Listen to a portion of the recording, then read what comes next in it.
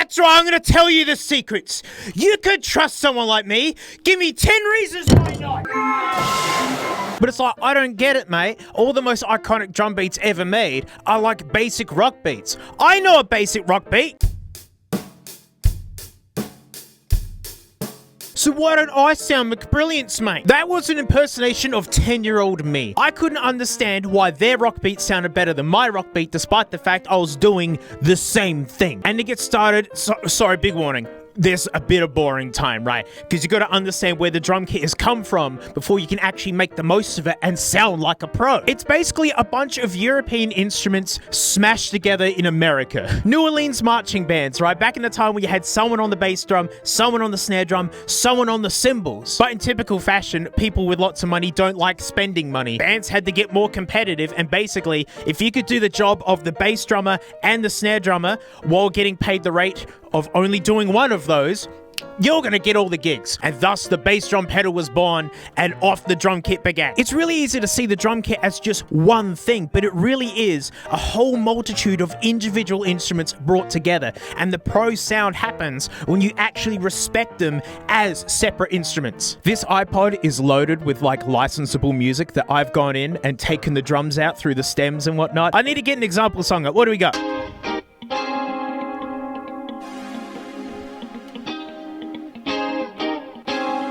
Aspirational. The way I'm going to compare this for you is that I'm going to play two different ways. One way is going to be the professional way where I'm targeting specific sounds on the drums, and I'm going to explain what I'm doing after I've shown it to you. But the other way is I'm going to pretend to be a beginner. Of all the students that I've seen, that, you know, literally hundreds of students, they all kind of start playing the same way. It's a beautiful technique. On the bass drum pedal, they always got to have it like this, like a cobra awaiting the strike. On the hi-hats, where we're having whitewash issues here, oh, there we go. They forget that it controls this. And so what happens is they rest their foot on it, but don't put any pressure on it. And then basically with your hands, just mash them.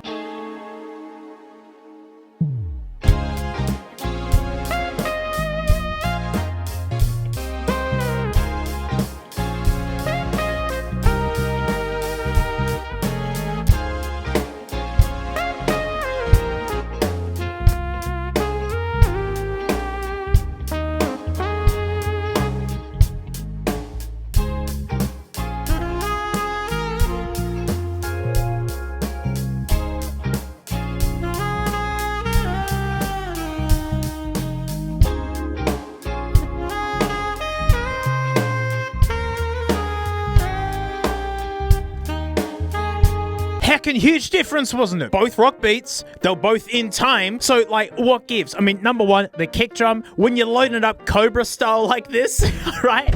You're wasting energy. Look how much air you gotta get through before you actually get to the pedal. And because of that, you're not transferring nearly as much energy, and you get no boo. There's no punch. And you notice when I was doing it, it doesn't leave the pedal. It keeps contact the whole time. But when you saw when I was playing professionally, all of a sudden the kick was whack, and it was easier to do. Your legs are heavy. It's like all you do is just drop them down. With the hi-hats, I wanted a crisp sound. I had my toes like this. I was putting pressure right into these hi-hats.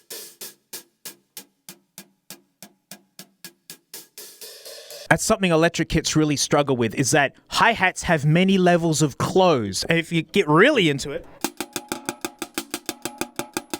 you start getting harmonics out of it and strange stuff. And that's when your cheap hi-hats go fook and flip inside out. And then not only that, it's how you hit them. So even if I put some foot pressure on this, if you play on the top versus down, oh dear, on the edge. So when you see drummers doing all this sort of wrist work and whatnot, they're playing with that. And stinking snare drum, this is such an important one. The technique I'm using is called a rim shot, where you're hitting the hoop and the head at the exact same time. I'm going to hit it in the middle, then I'm going to do a rim shot, and you hear it.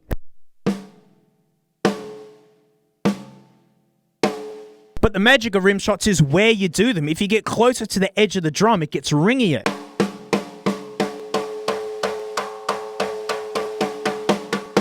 And so I'm adjusting how much ring I want all the time. And in the case of this song with its atmospheric 80s whatever, I wanted ringiness with tight hi-hats and just fat kick.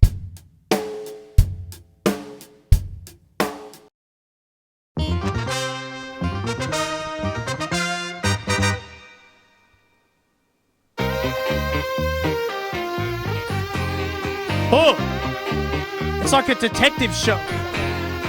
Beautiful. Actually, this one's perfect because we can talk about hi-hat techniques. We're going to talk a little bit more about like different levels of closed and like keeping your foot on the hi-hat. But in the case of this, we're going to do the open hi-hat. You know, this baby.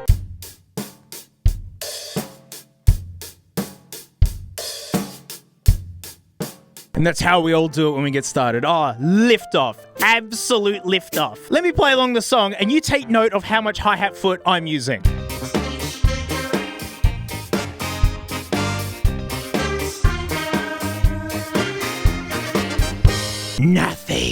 Nothing at all. Shut up, Egg. The sound comes from the two cymbals rattling together. If they're completely far apart, they don't rattle together.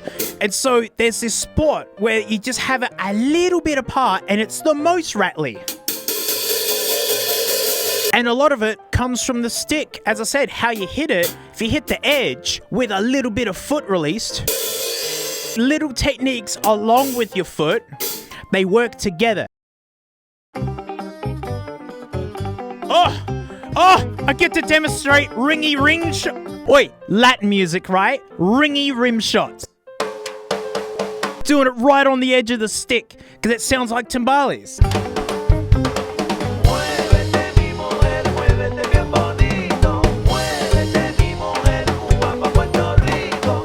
I mean, that's why electric drums really struggle to fit into my life, because I'm looking for these sounds and you can't always get them. I did have a really super high-end electric kit. It was doing it a little bit, but man, a $50 drum is just endless with the amount of sounds it makes.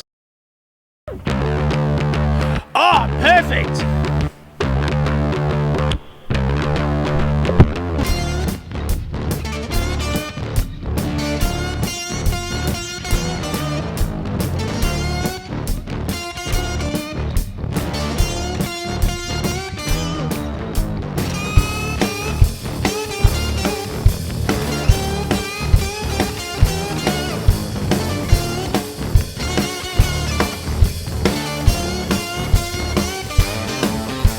I was going for rim shots more in the center because I wanted that fat sound, and the hats were just, you know, just that little bit apart for the maximum rattle, and then just beating the pants out of it.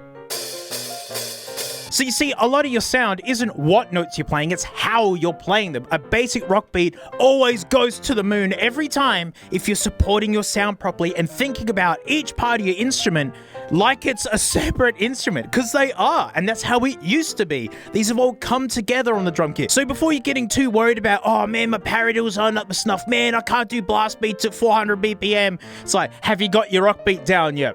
If you want to be a gigging musician, you gotta get your rock beat down. There's only one thing left to do.